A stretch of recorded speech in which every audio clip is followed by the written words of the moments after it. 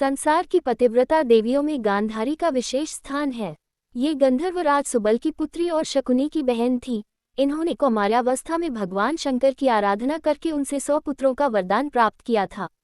जब इनका विवाह नेत्रहीन धृतराष्ट्र से हुआ, तभी से इन्होंने अपनी आंखों पर पट्टी बांध ली। इन्होंने सोचा कि जब हमारे पति नेत्रहीन हैं, तब मुझे भी संसार को देखने का अधिकार नहीं है।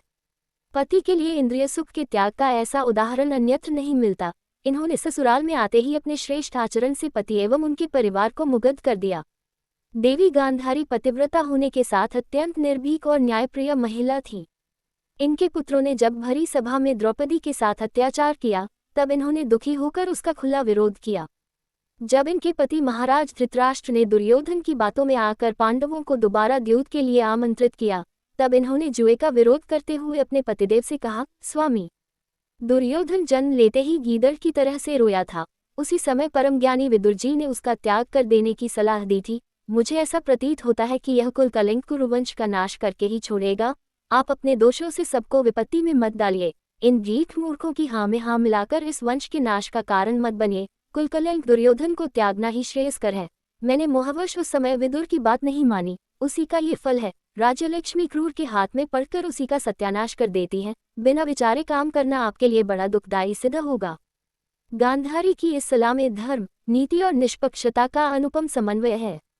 जब भगवान श्री कृष्ण संधिदूत बनकर हस्तिनापुर गए और दुर्योधन ने उनके प्रस्ताव को ठुकरा दिया तथा बिना युद्ध के सुई के अग्रभर भी जमीन देना स्वीकार नहीं किया, इसके बाद गांधारी ने उसको समझाते हुए कहा, बेटा, मेरी बात ध्यान से सुनो। भगवान श्री कृष्ण, भीष्म, द्रोणाचार्य तथा विदुर जी ने जो बातें तुमसे कही हैं, उन्हें स्वीकार करने में ही तुम्हारा हित है। जिस प्रकार उद्दंड घोड़े मार्ग में मूर्ख सारथी को मार डालते हैं, उसी प्रकार यदि इंद्रियों को वश में न रखा जाए तो मनुष्य का सर्वनाश हो जाता है। इंद्रियां जिसके वश में हैं, उसके पास राज्यलक्ष्मी चिरकाल तक सुरक्षित रहती हैं।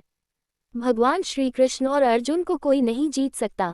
तुम श्री कृष्ण की शरण लो, पांडवों का न्यायोचित भाग तुम उन्हें दे दो और उनसे संधि कर लो। इसी में दोनों पक्षों का हित है, युद्ध करने में कल्याण नहीं है। दुष्ट दुर्योधन ने गांधारी के इस उत्तम उपदेश पर ध्यान नहीं दिया, जिसके कारण महाभारत के युद्ध में कौरव पक्ष का संहार हुआ। देवी गांधारी ने कुरुक्षेत्र की भूमि में जाकर वहां महाभारत के महायुद्ध का विनाशकारी परिणाम देखा। उनके 100 पुत्रों में से एक भी पुत्र शेष नहीं बचा। पांडव तो किसी प्रकार भगवान श्री कृष्ण की कृपा से गांधारी के क्रोध से बच गए, किंतु भावीवश भगवान श्री कृष्ण को उनके शाप को शिरोधार्य करना पड़ा और यदुवंश का परस्पर कलह के कारण महाविनाश हुआ। महाराज युधिष्ठिर के राज्याभिषेक के बाद देवी गांधारी कुछ समय तक पांडवों के साथ रहीं और अंत में अपने पति के साथ तपस्या करने के लिए वन में चली गईं। उन्होंने अपने पति के साथ अपने शरीर को दावानगी में भस्म कर डाला। गांधारी ने इस लोक में पति सेवा करके परलोक में भी पति का सान्निध्य प्राप्त किया।